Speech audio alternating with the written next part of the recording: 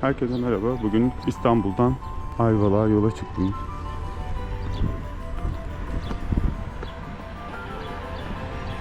Yolculuk boyunca Karar Life elektrikli bisikleti kullanacağım. Yaklaşık bir yıldır kullanıyorum bu bisikleti ve 3600 kilometre.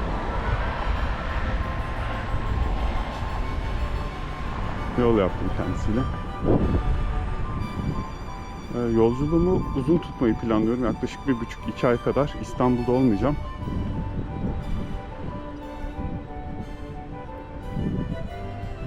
Onun için yanıma bayağı bir şey aldım. Çekim yapabilmek için kamera, tripod vesaire de alınca bayağı yüklü bir çantam oldu. Şu anda Bostancı sahil taraflarındayım. Bostancı sahilinde Kadıköy Rıhtım'a ineceğim. Oradan Bandırma'ya geçen bir feribota bineceğim. Saat 8.30'da feribot. Saat 7.40 civarı.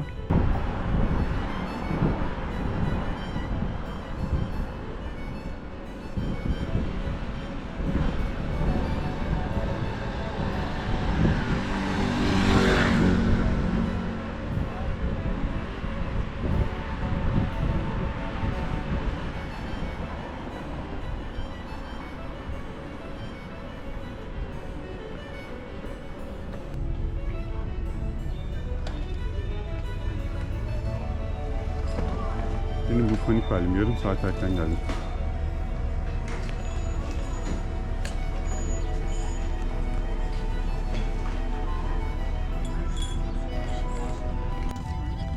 En azından kahvaltımı yapacak vakit bulabildim erken gelerek. Ne var lan? Al. Bandırmadan çıktık. Hadi bakalım.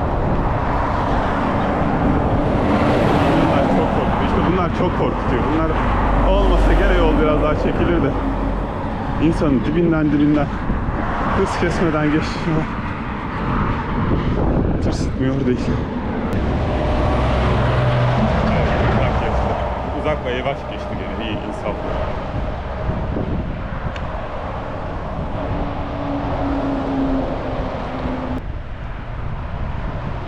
Tam bir kamp yapacak alan belirlemedim. Gönel tarafında birkaç bir yer var. Bakacağım artık oralara.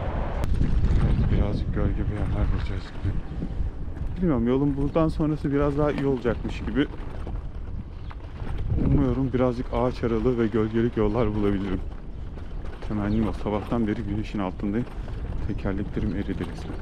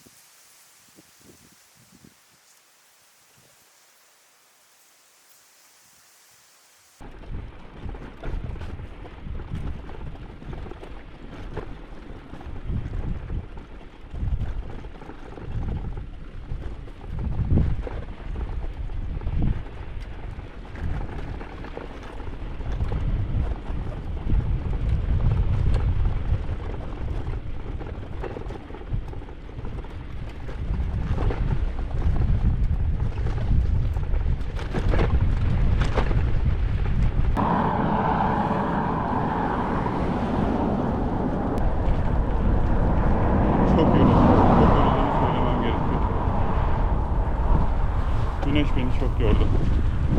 12'de yola çıktım. Saat şu anda 3.30. Yani yavaş geldim aslında bakarsanız. Ama o dediğim gibi yaya yolu yani beni bayağı bir rotamdan etti. En az bir saat boş boşuna dolandım durdum.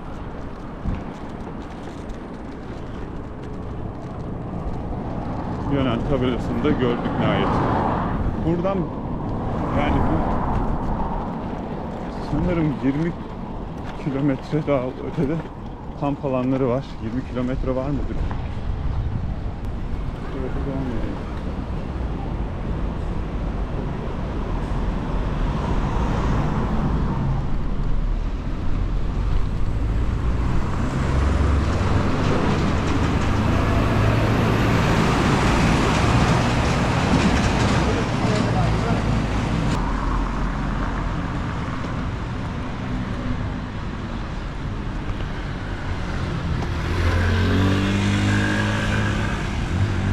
Bu yol güzele benziyor ama. Yani yokuş olması sadece büyük bir sorun tabii ki. Ama elektrikli bisikletiniz varsa dert değil. Tabii elektriğiniz de varsa. Bilmiyorum, bir de bunların son zamanlarda böyle bataryalarının patlama bilmem ne şeyleri çıktı. Uydurup dandik bataryalardır muhtemelen onlar ama gene de insanı tedirgin etmiyor değil. Sıcakta ısınır mı, patlar mı, çok yol gitti mi, ısınır mı, patlar mı diye tedirgin olmuyor da değil insan.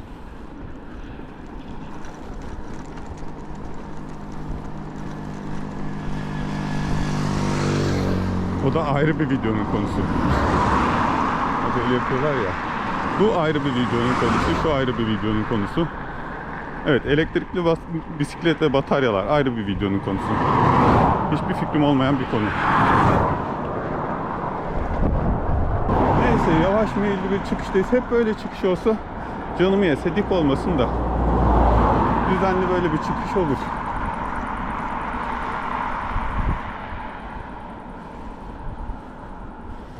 Henüz daha 17 kilometre yolum var. 15 kilometre hızla gidiyorum.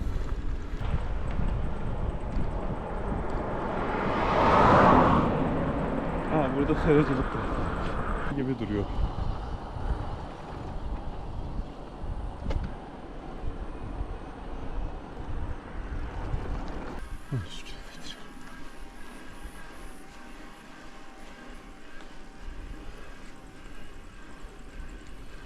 Kilometre götürür bu yol seni. Sizce götürür mü?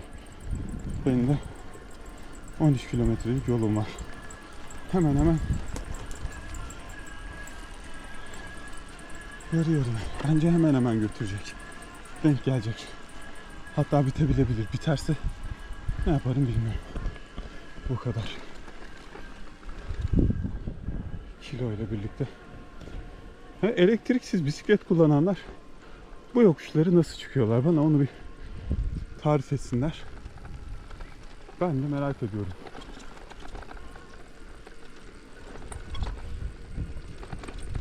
Elektriksiz bisikletle bu işi yapan arkadaşlarım sesleniyorum. Nasıl yapıyorsunuz?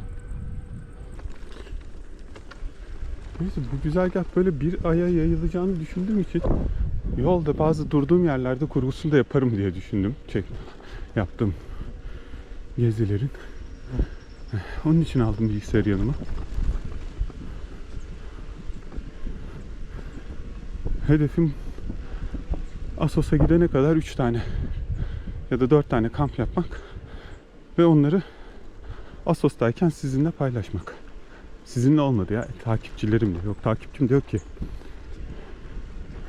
Kiminle o zaman? YouTube'la paylaşmak. Öyle diyeyim. Bayağı güzelmiş ama bak, serin. Herhalde ineceğiz. Birazdan aşağı ineceğiz birazcık. Allah'ım ne güzel olur biraz aşağı insek de iyice serinlesek. Biraz sinek varmış burada sadece. Gözlük candır arkadaşlar. Gözlüksüz bu tip yollara vallahi çıkmayın. Ve ben yolda köpeklerden bazen rahatsız olurum. Normalde köpeklerle aram çok iyidir. Ama bu kırsal alanda gördüm mü bir tedirgin oluyorum. Huyları, suyları farklı olabiliyor. Onun için de kendime yanıma bir biber gazı aldım. Hem gece ıssız yerlerde kamp kurduğumda vesaire de lazım olur dedim. Hem de yani saldırgan köpeklere karşı da bir caydırıcılıktır en nihayetinde. Biraz iniş olabilir umuduyla açtım kamerayı ve galiba gerçekten de bir miktar ineceğim ama buranın manzarası gerçekten inanılmaz.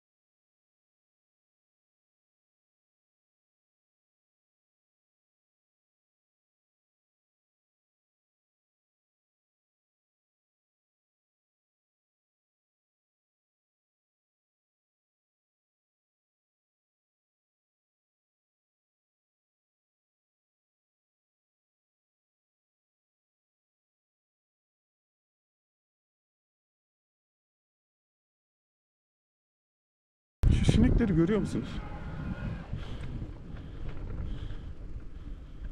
Bence çok rahatsız ediciler. Ve niye benim peşimde uçuyorlar sabahtan beri anlamadım. Bu arada son 2,5 kilometre şarjım da tek kademeye indi. Böyle gene ufak aldatıcı bir yokuş aşağı. Bunlara alıştık artık. Hafif bir iniyormuş gibi. İniyor gibi ya. Bu bayağı iniyor. Oo. İnecek bu.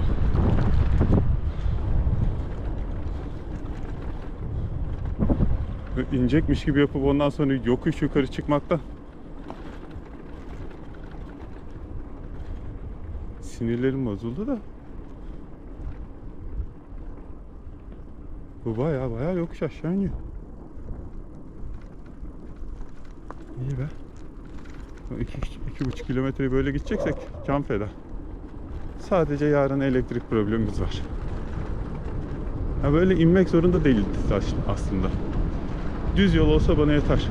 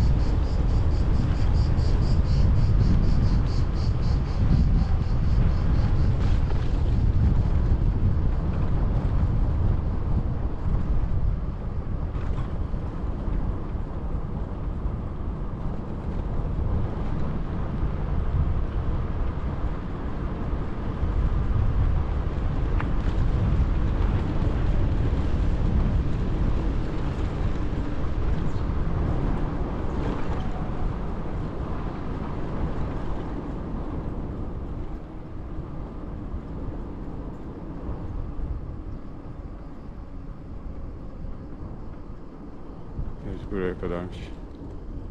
Yine bir çıkış. Şurada bir su molası verelim bari. Ve yine sinekler.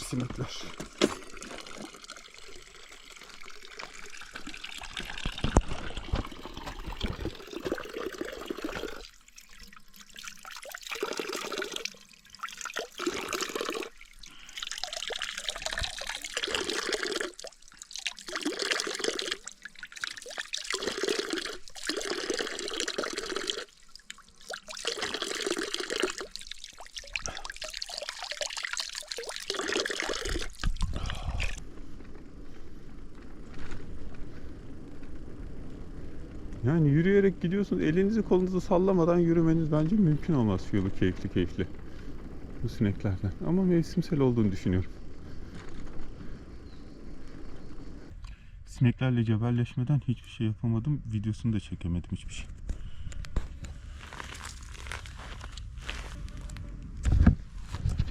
Ateşi şuraya yakmaya karar verdim. Umarım ateş yanınca başında otururken sinekler birazcık da havanın kararmasıyla gidecek. Hava kararmadan biraz daha odun toplamam gerekiyor sadece.